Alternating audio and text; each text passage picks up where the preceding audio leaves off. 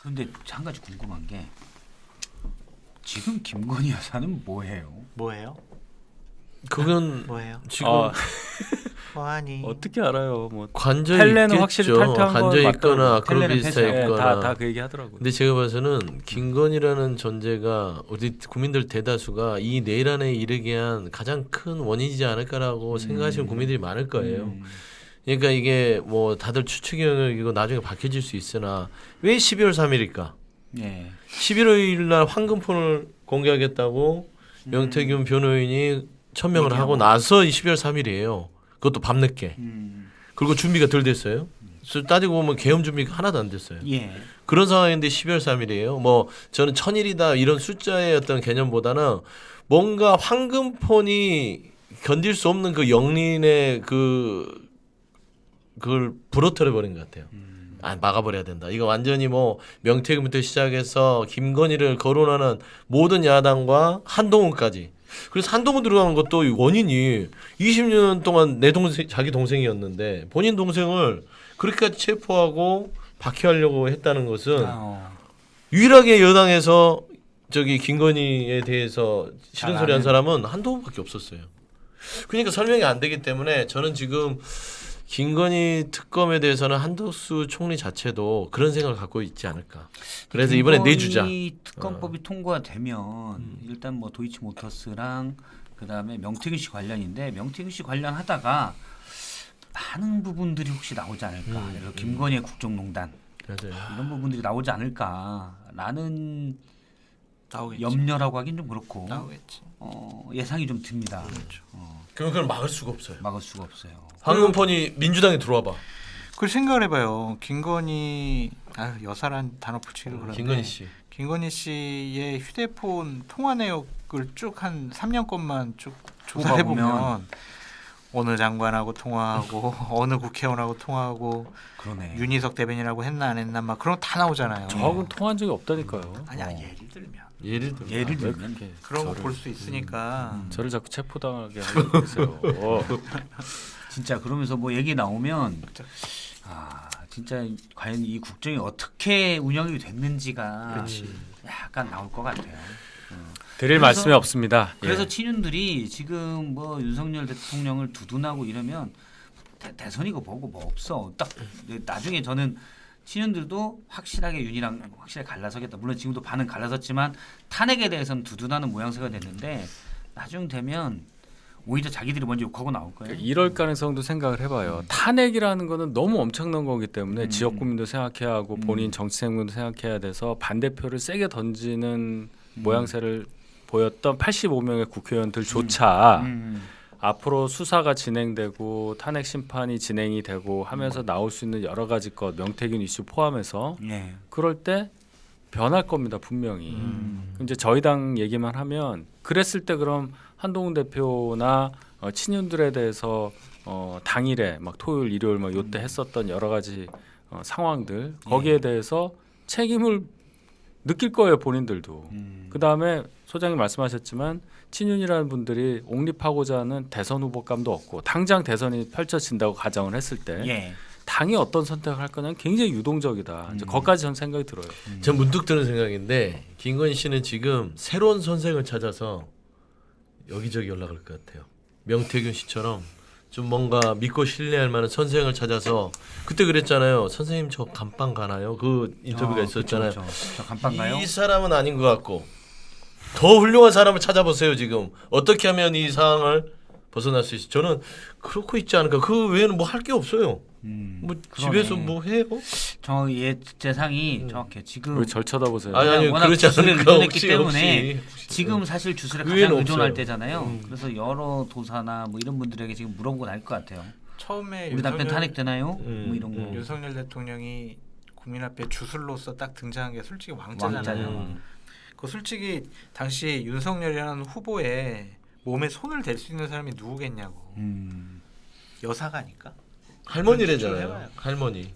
할머니가 앞집 할머니. 앞할머니가 손 좀 줘봐. 왕자 써줄게. 가만히 그러면은 있어. 바보처럼 예 감사합니다 이렇게. 앞집 말이 할 안 제가 되지. 앞집 할머니라고 안 했어요. 아니 그게 아니라 그때 아파트 해명을 주민 그렇게 할머니였어요. 박제 주민인가 그랬어. 주민 할머니. 그게 제가 해명한 아, 거예요. 그런 거예요? 아, 예.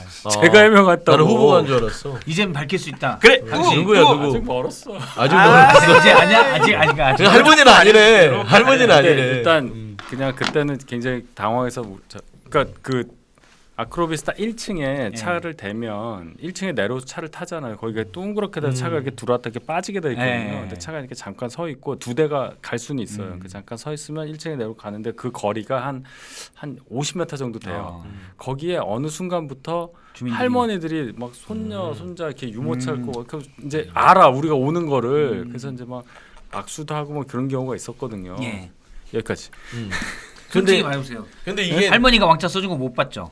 네? 못 봤지. 할머니가 왕자 써준 잘 안 거못 들려 봤죠? 제가. 못 자 봤지. 하나는 뭐냐면 글자가 굉장히 정자도 잘 써져 있더라고. 그러니까 이렇게 해가지고 맞아요. 아유 이거라고 보기에는 어렵죠. 이게 잘못 굉장히 잘 썼어 이게 글씨. 부적을 쓸 때 저기 잘못 쓰면은 녹화 방송이니까 7번 PD님 나갈 때 요거 왕자 아유, 안 앞에 모니터 넣어주세요. 안 돼. 그거랑 그때 안 돼, 윤희석 안 돼. TVN이 해명한 것도 같이 해명한 넣어주세요. 거랑. 아니야 다시 들으면 우리가 잔인하잖아. 일단 이거는 시용상객단 특종입니다. 당시 해명하신 분께서 그 장면을 내가 본 적은 없다. 아니 그런 말을 안 했어. 모르겠다. 안 들린다고 했지. 안 들린다. 안 들린다. 질문이 안 들린다고 했고. 거기까지 봐요. 안 오케이, 들려 여기까지만. 우리가 또 뭔가 윤석 선생님이 또 잘 돼야 되니까. 야또 당했다. 아니 네. 괜찮아요. 이게. 근데 아니 누군가 그 줬을 거 아니에요. 피지를 줬을 거 아니에요. 할머니가 썼다고 하더라. 그걸 사실은 피지 윤석 없었어. 대변인이 그때 잠깐만 그 나온다. 얘기는 하면 안 들을 것 같은데 피지 없었어. 그 얘기가 피지라는 건 없었고 어. 그때 헤매 꼬였어요. 굉장히 헤매 많이. 꼬였어. 그렇지. 아침에 이제 모 대변인이 이상한 소리 하는 바람에 손가락만 김용남 그거는 그 다음 날. 아, 다음 날. 네, 손가락만 씻었다 그 얘기. 씻었겠죠. 그거는 이제 자기는 모른다는 얘기였고 안 좋았습니다 그때 상황이. 알겠습니다. 그나마 그 저의 그 옆집 할머니는 일단 그걸로 대충 잘 넘어갔어요. 너무 자주 생각을 예, 했죠. 그때. 알겠습니다. 그때 자 안 여기다 넘어갔어야 되는데. 파스에다 왕자 새겼습니다. 저도 왕이 될 겁니다. 왕자. 알겠습니다. 할머니가 자기가 써줘야 썼겠지. 돼요. 자기가 썼겠지. 본인 쓰면 안 돼. 여사님이나 자기가 썼겠지. 신기 그러니까 있는 사람 써야 돼. 지금 정황상 보면 아침에 이 아크로비스타 앞에 차들이 쭉 오고 사람들 그 당시 지지자들이 모여서 있었는데 그때 아이고 손 좀 줘봐 이렇게 서둘러 쓴 것 같지는 않다라는 게 현재 저희가 추측하는 겁니다. 왕자에 대해서. 그 저기 후보나 그런 분들의 몸에 손을 함부로 못 대요. 맞아요. 그렇죠. 다 맞고 다 그렇지. 경원들도 있고. 그리고 다 빼. 아니 그 할머니, 할머니들이 그러면 할머니들이 잠시만요 쓰려고 잠시만 이렇게 되죠. 거기다 뭐 점을 이상하게 찍었을 거야. 그래서 지금 이렇게 된 거야. 아. 그걸 한 번 그런 게 아니잖아요. 아 그래요? 맞아. 계속 그랬지. 2번 최소. 4번. 4번이나 했어. 네. 몇 번이나 썼어요? 네 그 할머니가 그러면 계속 TV 틀어 나갈 근데 때마다 그 옆에 서 신기한 있어가지고 게 그때 안 이 지워지는 손 소독제 있잖아요. 네. 차에 다 하고 다녔잖아요. 네.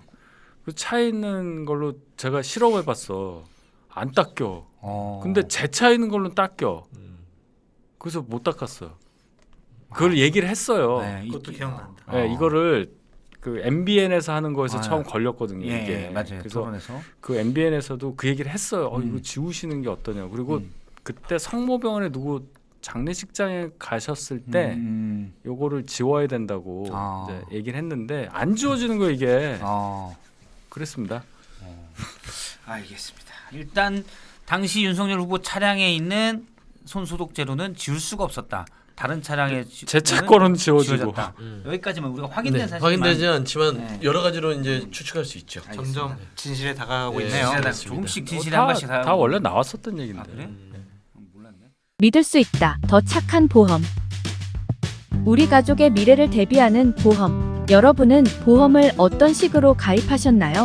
혹시 지인에게 묻지 마식으로 가입하신 건 아닌가요? 매월 나가는 보험료. 어떻게 보장받고 있는지 궁금하지 않나요? 내가 내는 보험료가 적정한지, 제대로 준비가 돼 있는지, 보험에도 점검이 필요합니다. 요즘 경기가 어려워서 보험료 내는 것도 부담스럽죠? 보험료는 줄이고 보장은 넓게. 건강보험도 자동차 보험도 나에게 맞춤 보장. 믿을 수 있는 보험 전문가들. 믿을 수 있다 더 착한 보험. 원하시면 전국 어디서나 방문 상담 가능합니다. 더 착한 보험에 우리 가족의 미래를 점검받아 보세요. 본 광고는 손해보험 광고 심의 기준을 준수하였으며 유효 기간은 심의 결과 통보일로부터 1년입니다. 시용상 객잔 구독, 좋아요. 알림 설정. 댓글. 고맙습니다.